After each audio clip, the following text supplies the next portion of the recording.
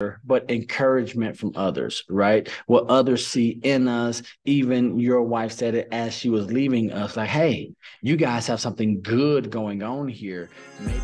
Yeah.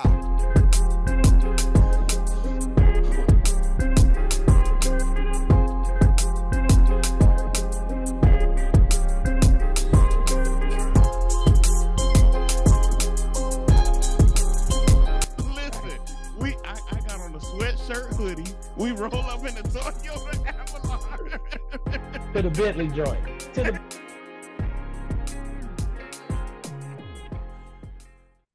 What's up, family? Neil Oates Jr. here. And Marcus J., better known as Clutch. So we just want to welcome you guys to the Eves Drop. This is not the previous episode. We are not wearing the same thing. Yes, we are. We just switched sides. We're not going to insult your intelligence. This guy. See? But we are here hanging out in Orlando at the Florida Realtors annual convention. And so something that I want to touch on really quickly is I alluded to it a little bit in our last episode, but it was talking about not pressure, but encouragement from others, right? What others see in us. Even your wife said it as she was leaving us, like, hey, you guys have something good going on here. Maybe you all need to be consistent with it. Maybe you all need to do something that's bigger than us and give it out. And so let's touch on that for a little bit, if you're okay with, hey, first of all, hey, you ain't finna look at me like your wife look at you. I'm finna stop that. All that judgment, all those judgmental stares and glances are going. Why are you taking judgmental stares? Because my feelings are valid here. Okay. Because if I feel a way, you ever notice guilty people always say stuff regardless of whether you're thinking it or not? You know? Yeah, you're right. You're right. I know we need to be more consistent, but anyway, let's get back to it. So talking about the encouragement, or we often say how others will see stuff in us that we don't see in ourselves. Oh, right? Yeah. So that's why we're here now, because we've been approached a couple of times here in Orlando. Hey, where's the eavesdrop? We're lacking. We're missing some stuff. We need what you and Clutch have for us. So would you just share, Clutch, just a little bit about maybe when you've been encouraged by others to do something that you didn't see in yourself? So that's very challenging for me, because I think that's been since I was a kid. And so something as small as, honestly, an Easter speech, right? Happy Easter Day. What's the last part? Do you know it? No. Happy Easter Day. The angel rolled the stone away. Oh, yeah, that is. That is one. But that could be because you deal with children. Here's my favorite one. Here's my favorite one. He is risen. Say it again. He is risen. See? So check this out, y'all. Here's what y'all don't know what's happening right now. Clutch and I, we're here doing our deal for the eavesdrop. Florida Realtor, they got professional recording with the whole lighting set and everything happening across the way over there. And we have made them change their audio input twice. They've changed their lighting 3 times. They changed the direction of their camera no less than a dozen times. I believe that if we keep this going, they're going to move down into the ballroom area. Because they sit here like, man, I don't think this is supposed to happen. Or they might just turn the camera on us and just record us and be like, whatever we were doing was not as interesting as what they had. So your Easter speeches, come on. Yeah, man. So Easter speeches. So I was encouraged, and of course, first by my mom. She would have us remember Bible verses, Easter speeches. Do you remember an Easter speech? Come on. No, not any of mine per se. However, because yours were elaborate, right? His mama probably had him read the whole epilogue and everything. Come on. Well, we actually did production and plays, so I was one of the what do you call it? The not the main character, but co-lead. Yeah. Like I was in the slow class, so they happy Easter Day. That's so all the people who know me from back in the day, we used to do salty plays. and we put on full productions. And so I really did enjoy that. But one of the speeches that I do remember, and we still tease him to this day, my cousin, he said, remember me, the thief cried whippy. And so that may not be funny to you, but the speech, that's what he said. That's what he actually said. But he was trying to say, or should have said, remember me, the thief cried weeping. So here's what we need to do. With everything, you need to put a name on it. Come on. Let's go ahead and put Cuzzo out there. I ain't gonna put him out there, but he big time now. Steve Wolverine. He travels all over the place. He had a little podcast at one time called Travel Right. Hold on. Here's what you're not gonna do. Y'all see what Steve. You see Wolverine. You see what he just did. He had his little podcast. Don't be saying the little podcast. Don't be doing that. That's what he gonna say. But he like, man, little podcast. Y'all got a little podcast. Y'all got this little series y'all doing. Don't say why you doing like that? Man, that's my man though. In fact, he's actually the guy who did our beat. Oh, so he did. Yeah, they used to call him TB1. So he's in the production and everything. Used to be a rapper. I apologize that you got to be related to this guy. I did not know that when I said go ahead and put him out there, that he was putting you out there. I apologize. My condolences for having this as family. Dude, I didn't know. This is the eavesdrop. This is us having a conversation. I didn't know.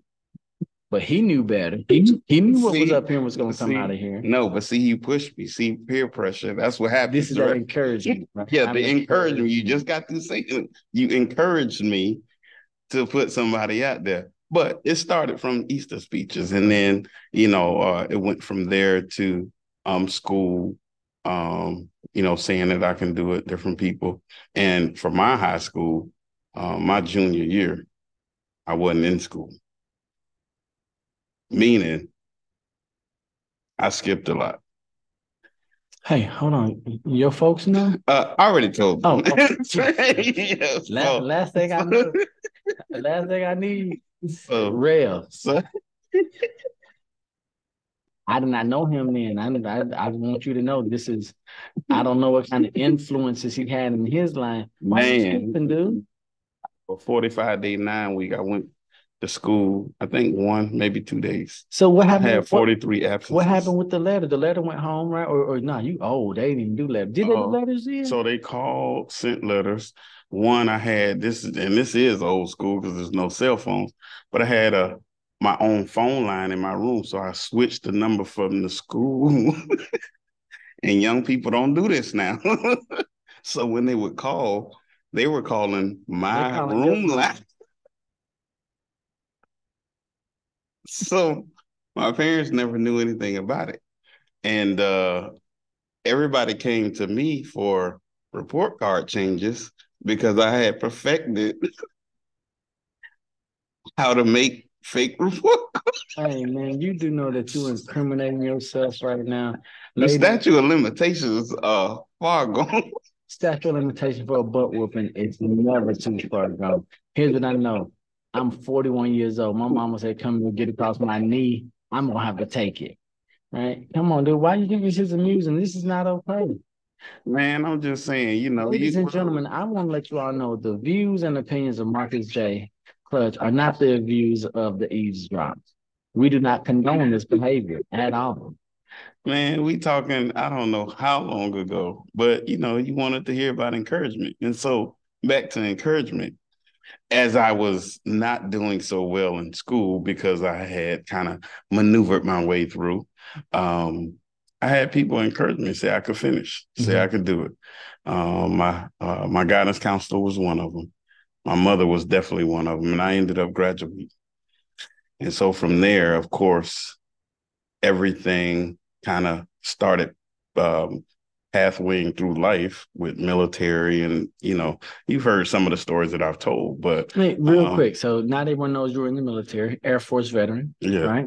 So he was honorably discharged after 2 days in the Air Force. He got a paper cut in the mailroom. And they were like, this ain't gonna get it done. First of all, I told you I was trained for combat. Now And I ain't never been in it.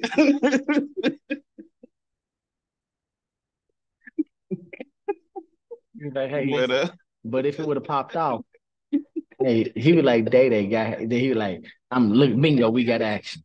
I'm ready. Yes. I'm ready. Yeah. Top flight. Top flight of the world. Not the city. The world. The world, Craig. So yeah, man. So I was in the military and gave me discipline. And that's why even now I kind of rely on some of that, because when I am focused, I'm 100, I go for it. And the military helped me with that. And I would even say that was encouragement. And at times when I thought it wasn't so good between drill sergeants and commanders. Heard about those. Never experienced them. Heard about them. Yeah. Well, got a wife. Pretty close. I'm gonna be quiet on that one. Oh, well, now he want to get smart. He done incriminated himself the whole show.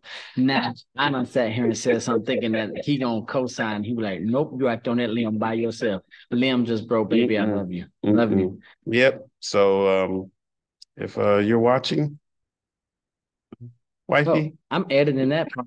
They're gonna be like, they were just talking and just glitch, just like the Matrix. Just yeah, so only his side glitches, right? Oh man. Okay, so let's look at the other side of the coin. So we might have some viewers, some listeners right now who are saying, all right, great, we get it. People believe in you, encourage you. What about when you don't have encouragement, right? Where are we going? Ooh. Because a lot of us are sitting here and saying, Neil, parents don't believe in me. My spouse doesn't, my significant other, my kids, my boss, like I don't believe in myself. Where am I going now? Because it's all fun and games while you guys are sitting here. You have each other. You have a mom who's going to, but I'm looking around and I ain't got nothing or nobody. What am I? How do I get? Right? So what would you have to say? I mean, I will say that is definitely difficult when you don't feel like you have anybody. Let's pause right there. You said feel with some emphasis. Why did you say that? Because I truly believe that there are people out there that no matter who you are. Let's go, boy. Come on. That someone always cares about you. I was just, I happened to go in one of the realtors' room, one of the young ladies who's running for a position. And I was in the room there in her suite, and here a young lady was up talking, and they were getting ready to do a fundraiser for, I think it was a shelter for men who had been dealing with alcoholism, and it's a place where they can go have a place to sleep and kind of work through their problems. And the reason I'm bringing that up is because you have people now. She was speaking for this entire group and saying how she asked the organization, how can we help? And they said, we really need beds for these individuals. With that said, there's a lot of people that run nonprofits and just general good people in life that care about people. So God, I believe, put someone here to care about you. Whoever you are. I don't care if you feel like you have absolutely nobody in this world. God has put someone on earth to care about you, even if it's from an outside organization. And so with that being said, I would encourage anyone listening to this, if there is no one, or you feel like, if you're listening right now, I can speak for Neil on this one, Neil care about you. And one of the reasons we're doing this podcast is to, in general, encourage people, talk about some of the things we went through, allow people to hear some of our trials, some of the things we go through, good and bad, so that people can see us and say, hey, if they did it, I can do it. And so I want to encourage you right now, because if you're listening to this, you were meant to hear this. Yeah. And so I think that one of the things that, I know when I've experienced that encouragement, yay. But then on the other side, when I'm like, man, don't nobody, my wife don't love me. Like kids, like they care more about the dog than they care about me. Who made this whole thing possible? Right. I think that I have to go back to something that's deeper than I can see, right? Yeah. And so not here to beat people with religion or belief, but I just know that if you don't believe there's something bigger than you, then it's easy to think there's absolutely. nothing else. Absolutely. Right? In fact, I would even say that a lot of times, if you feel that way, a lot of times it's just the enemy playing in your head. Because believe me, I've gone through and still sometimes struggle with loneliness or depression. And a lot of times I have to really think to myself, that's nobody but the enemy trying to bring me down. And I'll even take it a step further. If he's on you that much mentally, that means you have something much greater to do. And he's trying to get to you before you can get to your greatness. Right. So my whole thing is like, boy, he should have got me. Man, because especially for those of you who don't know, I'm 3 weeks post-op from a hip replacement surgery, right? And so, man, the enemy, he should have got me when I was walking like this. But now that I'm walking like this right here, I feel like a shouted low. I'm trying to get my cheddar chase on. So all good stuff there. Now, what would you say if you've been encouraged, if you don't have encouragement? What do you have any best practices maybe for someone, no matter where you are, right? If you're on the side where you're getting a lot of positive encouragement, or if you're not getting any at all, what do you have any anecdotes, any encouragement, any best practices? Because I have one, if I could start. So I heard I believe it was this interview with top actors from Hollywood. And I believe it was Matthew McConaughey. You know, Matthew McConaughey be giving good stuff. And he says, well, what's the best piece of advice that you received? And it was, this too shall pass. Right. So when you're on the high, when you're on the mountaintop, this too shall pass. When everybody knows your name and they're cheering for you, this too shall pass. When you're in the valley and no one knows who you are, this too shall pass. When you're all by yourself, this too shall pass. Right. So I think that's one for me, but that requires us to have hope and faith, belief in the future that there's something better. What about for you, Clutch? So one of the things I guess I have to lean on, and it's not really a saying anything, but it's actually action. And that is meditation and staying in my word every morning. And I noticed the difference for me that if I don't do it, it seems like the day or the week may be harder or more challenging. Yeah. And so for me, it's, and I have it in my calendar that at 5:00 every morning is my devotion time. And hey, did you guys see that subtle flex that he just put on all of us? 5 a.m. 5 a.m. I mean, if you ain't getting up at 5 a.m., you don't love Jesus. Well, really, I get up at 4:30. Yeah, 4:30. I mean, so 5 is, Now, see, that was not a subtle flex right there. If you ain't waking up at 4:30, you definitely don't love Jesus. Because why you make us feel like losers, man? You're supposed to be encouraged. Oh, you're encouraging us that if you can do it. Yes, absolutely. Okay. But for me, that's the time that I feel is most quiet. Nothing is going on. I feel like that's probably the time that the world is probably at its slower pace. Well, I should say the United States, because it's not 5:00 everywhere, right? 5 a.m. everywhere. But with that said, that's probably when it's at its slower pace. 1, 2 in the morning. Some people, depending on the day, are just getting in from the club, right? 6, 7 o'clock. A lot of people are getting ready for work and are moving. And so I just feel like that's a time when everything is kind of slowed down. So I love the morning time. That has transitioned from military life. And so, that's where I get that early morning from. And so I just found that being consistent with that has helped in a lot of areas of my life. And when I do miss it, those are the times I seem to slip up or not do so well or, fall into a rut. All right.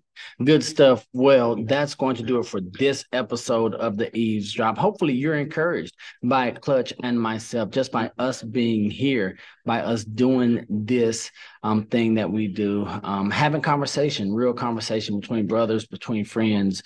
And I just want to say, I appreciate you. Thank you for encouraging me to always do more, even though I don't want to do more all the time. I want to relax and chill and do nothing. And I'm grateful that you love the people more than I love the people. Hey, man, if y'all don't know, Clutch love y'all. I love Clutch, but Clutch love Neil. Let's give the people what they want. I said, I don't care about them. They ain't sent me no Venmo. Give the people. I don't know that. Give the people what they want. Who is that? You don't know that? I don't know that. What is it? That's like Earth, Wind, and Fire? Yeah, that's one of the old school. I don't know nothing. See, I know. See, girl, you look good. Want you back that thing up? You's a fine little lady. Hey, y'all. So we appreciate y'all watching the Eavesdrop. You know, we gonna go ahead and get out of here, man. So remember, I love you. God loves you. There's nothing you can do about it. So don't be average. Be world renowned. All right, thank you. All right, we're out of here. Tell them to back that thing. When I get nervous, y'all, I get kind of, I'm nervous. All right, so that's it. You know what I think we should do for the next one? What's it? I think we should go fly the drone. Okay. Yeah.